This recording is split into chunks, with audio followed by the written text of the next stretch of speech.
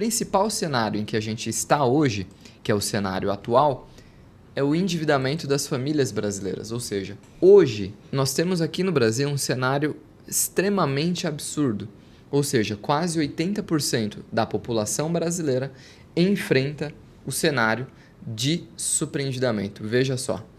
Então, são dados que não só trazidos pelos veículos de mídia, não é, próprios, mas também temos aí um importante critério que eu vou mencionar para vocês, que é relacionado à Secretaria Nacional dos Consumidores, que é do Senacom, órgão este vinculado ao Ministério da Justiça e Segurança Pública, que traz ali algumas notas explicativas discorrendo sobre a importância do mínimo essencial. Eu vou compartilhar esse material com vocês aqui também, tá? Mas quando nós atingimos um patamar de quase 80%, talvez dados aqui não estejam contemplados de fato o mapeamento geral, não é? Então a gente sempre coloca uma margem de erro e, na minha opinião, essa margem ela deve ser para mais, não é? Porque basta você perguntar para o seu vizinho, para sua vizinha se está tudo bem com as finanças, você tem 80% de chance dessa pessoa responder que não está tudo bem, ela carrega algum tipo de dívida. Por que isso acontece? Basicamente, nós vivemos em um período em que a alta taxa dos juros é muito relevante, tá? Então, para o cenário em que está desenhado hoje, o que contribuiu para estarmos com quase 80% de pessoas endividadas é a alta taxa de juros, e outro ponto é a alta inflação que o país vive. E ali vamos explicar esses termos para que nós estejamos todos na mesma página, né? Primeiro, juros tem a ver com a equalização da moeda e também, quando a gente trata de inflação, qual é o seu poder de compra no tempo.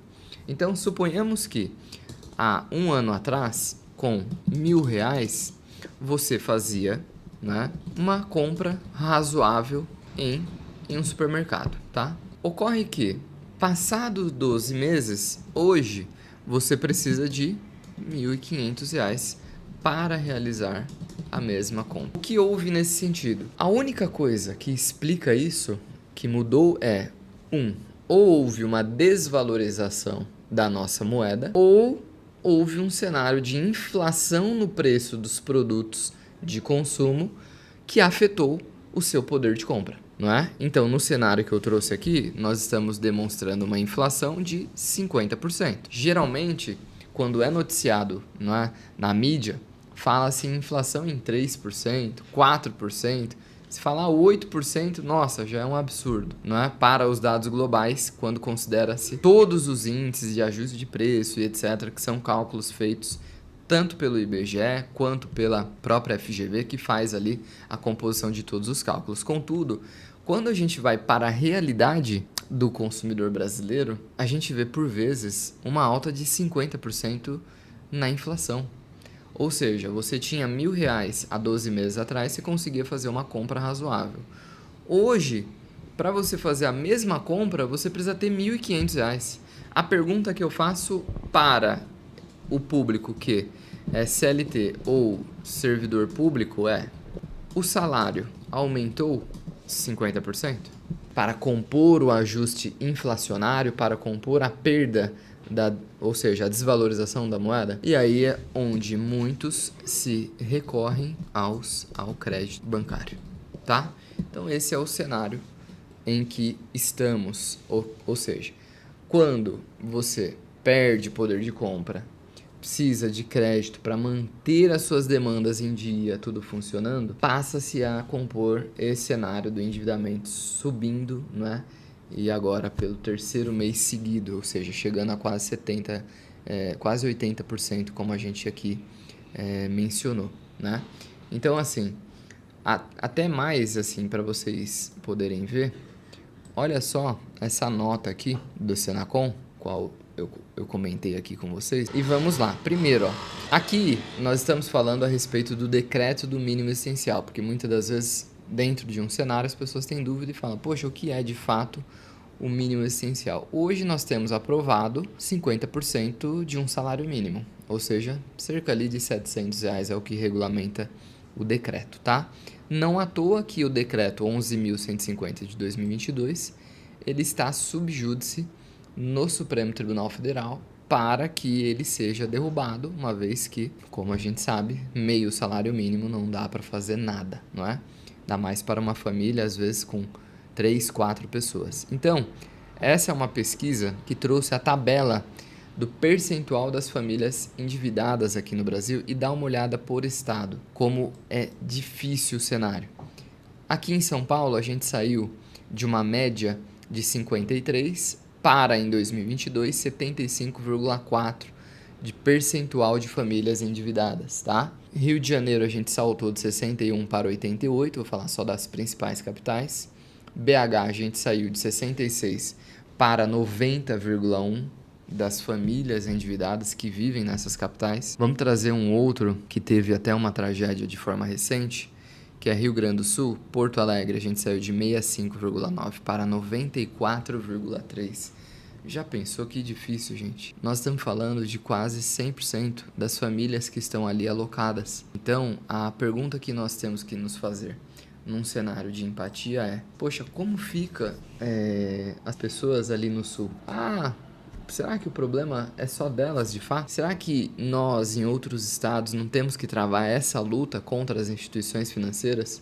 Quando a gente olha um cenário que saímos de 65%, que já é alto, para 94,3%, será que de fato não existe algo que nós possamos fazer? É para isso que nós, todos os dias, nos dedicamos aqui no Rodrigues Ferreira Advogados, para combater as abusividades que as instituições financeiras cometem ao se aproveitar de um povo que está enfrentando o endividamento em razões de inflação, em razões por vezes de perda de renda, em razão de ajudar algum familiar, os juros estar muito caro aqui no Brasil. Então, quando a gente se depara com essa situação, a gente fica de fato apegado à nossa missão, ao nosso propósito. Por que é que nós aqui no Rodrigues Ferreira Advogados existimos? É de fato para trazer a liberdade financeira para os nossos clientes, trazer de fato economia na ponta, uma vez que a relação é injusta. Mas olha só mais uma vez, quando a gente sai em Curitiba, nós saímos de um cenário de 86,8 para 95,1 das famílias endividadas. Isso eu estou trazendo um dado da Senacom. Ou seja, houve pesquisa, é a maior taxa histórica.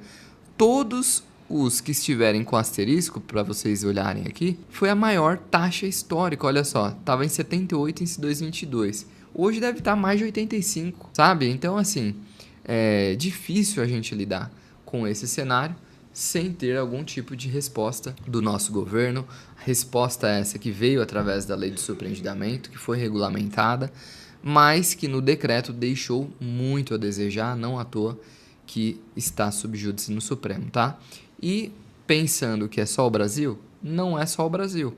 Olha só os Estados Unidos, não tem um valor atribuído ao que é mínimo existencial, mas tem ali planos de pagamento de dívida, ou seja, quando a renda é superior à renda média ou superior a $136, se for inferior a esse valor, o procedimento é uma rápida liquidação, ou seja, por vezes nem depende de um procedimento judicial nem nada. Na Colômbia, tem ali no Chile, Alemanha, não é? Então, assim, todo mundo sofre com o endividamento, ok? Essa era a mensagem. Então, é o cenário atual, não é só aqui no Brasil, mas como nós estamos tratando de Brasil, é muito relevante que a gente traga esses dados, e dados esses de extrema confiança, tá?